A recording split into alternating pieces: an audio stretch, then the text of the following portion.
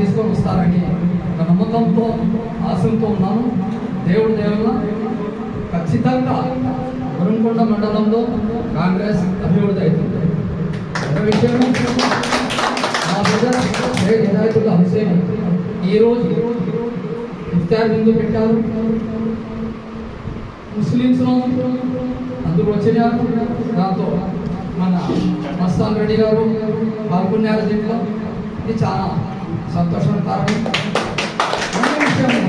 ముఖ్యంగా కాంగ్రెస్ పార్టీ 70 సంవత్సరం పరిపాలన చేసింది. ఈ 70 సంవత్సరం పరిపాలనలో ఒక్కరు కూడా భేదాలు మతాలు అనే విషయం లేకుండా అందరూ కలిసి ఎస్సీ ఎస్టీ బీసీ మైనారిటీ తీసుకొని వెళ్తా ఉన్నారు. ఎప్పుడు మోడీ వచ్చారో దొంగతనం చేసేదానికి, అంబానీకి అమ్మేదానికి, దేశానికి నాశనం చేసేదానికి, హిందుస్థాన్కి ఖబరస్థాన్ చేసేదానికి కాబట్టి డెవలప్మెంట్ అనేది ఉంటుంది. అయ్యా మోడీ గారు, మీరు భారతదేశానికి డెవలప్ చేయాలనుకుంటే భారతదేశం ఎట్లా డెవలప్ చేయాలా అది మీ మైండ్లో లేదు.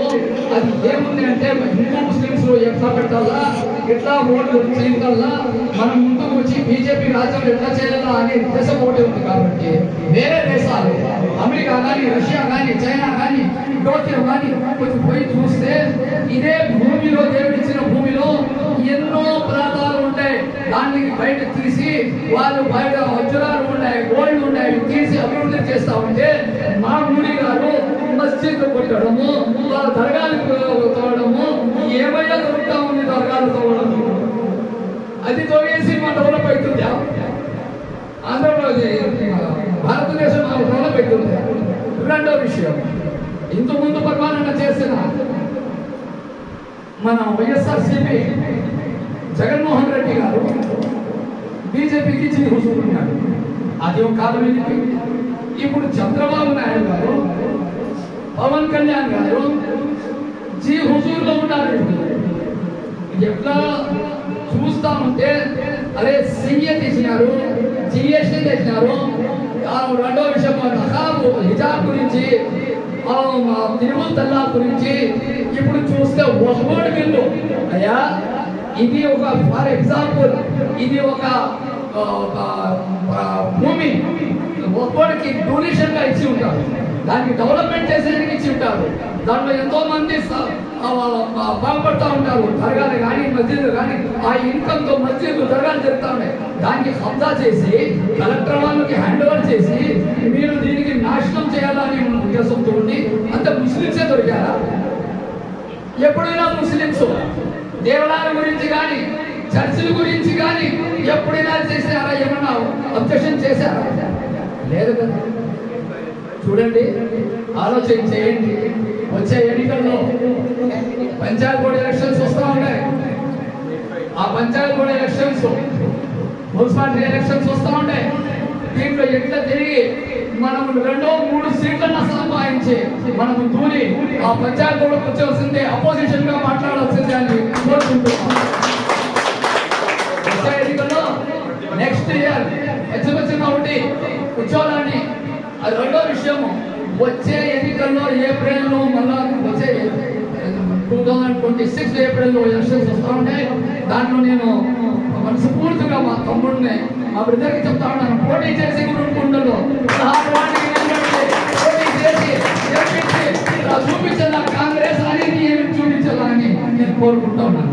మండల్ ప్రెసిడెంట్ నేను ఫయాజ్ శుభాకాంక్షలు తెలుపుతూ కష్టపడి పని చేసి సమీర్ గారు.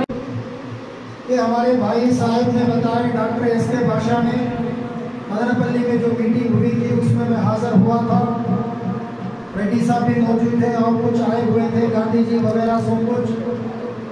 और ऐसी दिलचस्पी का मामला हुआ कि इस कांग्रेस को बहुत दिलचस्पी के साथ आगे बढ़ाना और गुरुकुंडे में बहुत कसरत के साथ इस कांग्रेस को लाना और दिलों को जीतना और लोगों की भलाई करना और लोगों की मदद करना और इनका साथ देना, ये कोई हमारा मकसद नहीं कि कुछ कमा कर खाने का।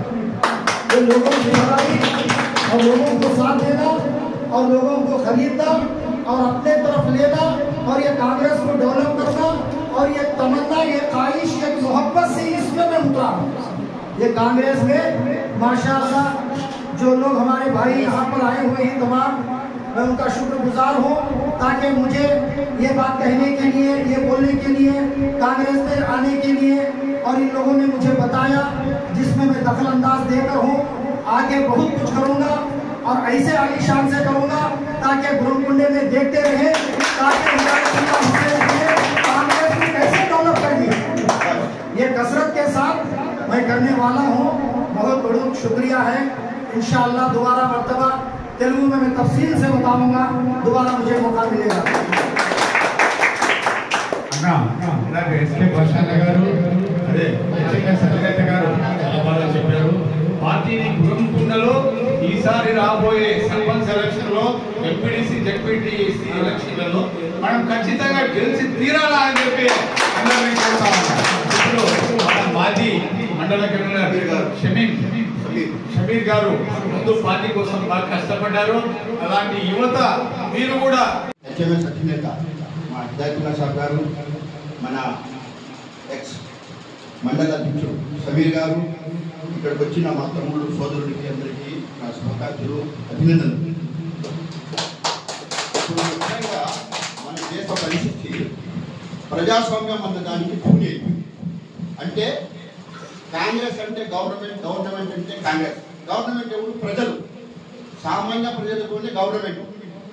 ఇప్పుడు ఉన్న పార్టీలు జనసేన అని, బీజేపీ అని, టీడీపీ అని, ఇవి అంతా కార్పొరేటర్స్ పార్టీలు. అంటే జనాలను దోచుకునే దానికి వచ్చిన పార్టీలు. ప్రజలకు మేలు చేసే ఒకే ఒక పార్టీ మన కాంగ్రెస్ పార్టీ. 70 ఏళ్ల చరిత్రలో ఎప్పుడైనా గ్యాస్ సిలిండర్లు కానీ, ఇప్పుడున్న పరిస్థితి మార్కెట్ రేట్లు కానీ ఏమైనా మన కాంగ్రెస్ హయాంలో చూసారా? మొన్నటికి మొన్న కర్ణాటకలో ముస్లిం సోదరులు బుర్కా విషయంలో మన ఆర్ఎస్ఎస్ వచ్చిన వాళ్ళు ఎంతగా హింసించి మన ముస్లిం సోదరులకు ఎంతో అపాయం కలిగించారు. కానీ ఈసారి అక్కడ సర్కార్ గవర్నమెంట్ మన కాంగ్రెస్ ప్రభుత్వం ఏర్పాటు చేయడం జరిగింది. అలాగే తెలంగాణలో కానీ మన భారతదేశంలో ఇప్పటికీ మన రాహుల్ గాంధీ ఆధ్వర్యంలో ఎన్నో చోట్ల మన కాంగ్రెస్ పార్టీ ఇప్పుడు వచ్చే రోజుల్లో కూడా ఖచ్చితంగా రాబోయే రోజుల్లో 2059లో మన ప్రధానమంత్రిగా రాహుల్ గాంధీ ఖచ్చితంగా ఎన్నుకోబడతారని. కానీ ఒక చిన్న సామెత, ఒక భార్య భర్తని విడగొట్టని ఎంతో పాపం అంటారు.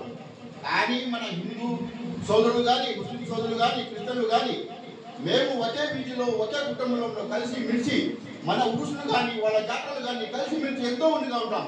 ఇప్పుడు చూడండి, మన రామంజన్ రెడ్డి అని ఇక్కడికి వచ్చారు, మన మస్తాన్ రెడ్డి అని ఇక్కడికి వచ్చారు, మన సోదరులు సాహెబ్లు అందరూ. కానీ ఇదే బీజేపీ ఆర్ఎస్ఎస్ హిందూ పరిషత్ ఔరంగజేబ్ చనిపోయి ఎన్నో ఏదైపోయా ఆ సమాధితో గేది ఎలక్షన్ల కోసం. ఒకసారి ఆగ్ర అంటారు, ఒకసారి సంబర్పణ అంటారు. ఇదే చట్టము, న్యాయము. మన చట్టం ఏముంది? పాత కట్టడం, కూల్చడం అనేది పెద్ద నేరం. కానీ ఇప్పుడు గవర్నమెంట్ లేదు, ప్రభుత్వం లేదు, చట్టం లేదు, న్యాయం లేదు. కానీ కాంగ్రెస్ పార్టీ ఉంటేనే మనకు న్యాయం జరుగుతుంది. మన సామాన్య ప్రజలకు అందుబాటులో ఉంది ఒకే ఒక పార్టీ, కాంగ్రెస్ పార్టీ. మేము ఇప్పుడు ఇక్కడ వచ్చిన వాళ్ళంతా విప్లవకారులు. అంటే మేము ఏదో ఆశించి మనం దోచుకుందాము, రాజకీయంలో వెళ్దాము రాలే, ప్రజలకు మేలు చేద్దామన్న ఉద్దేశంతో మేము నాకు ఇచ్చిన మన కాంగ్రెస్ పార్టీ పెద్దలకు అందరికీ ధన్యవాదాలు. ఇక్కడ వచ్చిన